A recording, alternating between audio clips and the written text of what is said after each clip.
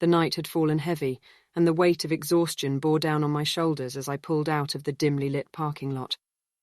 Another long and grueling night shift was finally behind me, and all I craved was the solace of my own bed. The clock on the dashboard displayed the ominous time, 3 a.m., a cursed hour when the world seemed to hold its breath. The drive home should have been routine, a monotonous ritual that I had perfected over countless nights. But this night was different. The darkness outside was profound, as if it had swallowed the world whole. A moonless sky hung overhead, and the stars were hidden behind thick, impenetrable clouds. The road ahead stretched on, a solitary path leading into the abyss. I switched on the radio, hoping that music would keep me awake, keep the lurking exhaustion at bay. The static-filled voice of the late-night DJ crackled through the speakers, the words barely audible above the whispering wind. But even the music couldn't mask the eerie silence that settled around me like a malevolent spirit. The car's headlights sliced through the darkness, revealing nothing but the desolation of the late hour. The trees along the roadside loomed like shadowy sentinels, their branches reaching out like skeletal fingers. I tried to shake off the creeping unease that threatened to paralyze me, focusing on the road ahead. As minutes turned into miles, fatigue descended upon me like a leaden shroud. My eyelids grew heavy, and I found myself fighting to keep them open.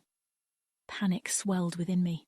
I couldn't afford to fall asleep behind the wheel, not on this desolate road. Desperation compelled me to roll down the windows, letting the frigid night air slap me awake. The rush of wind and the chill that seeped into the car did little to alleviate my unease. In fact, it seemed to heighten it. And then it happened. A sound, faint but unmistakable, pierced the night. It was a mournful wail, a sound so eerie and unnatural that it sent a shiver down my spine. I told myself it was a trick of the wind, a figment of my sleep-deprived imagination.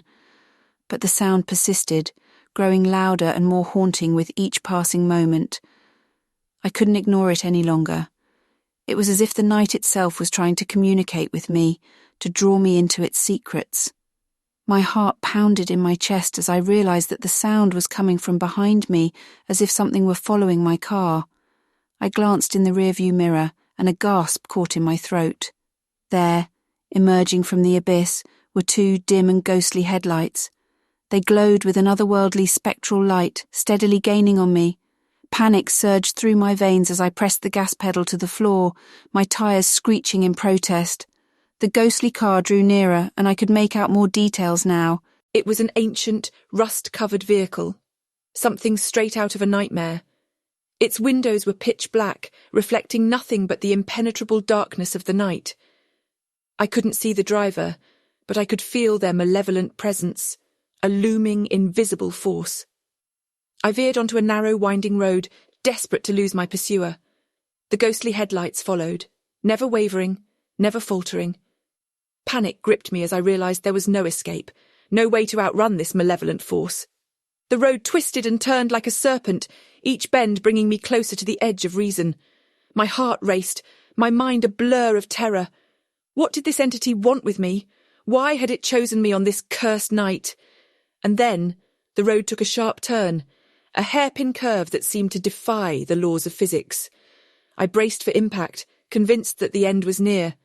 But at that very moment, the ghostly car vanished into thin air. My car skidded to a halt, tires screeching in protest, leaving me alone in the heart of the night. I sat there trembling, my breath coming in ragged gasps. Had it all been a hallucination, a waking nightmare brought on by exhaustion? Or had I truly encountered something supernatural on that desolate road?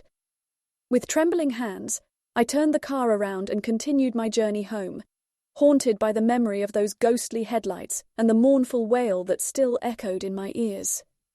Sleep would have to wait, for I had ventured into the depths of the night, and the night had shown me that some horrors exist beyond the realm of dreams.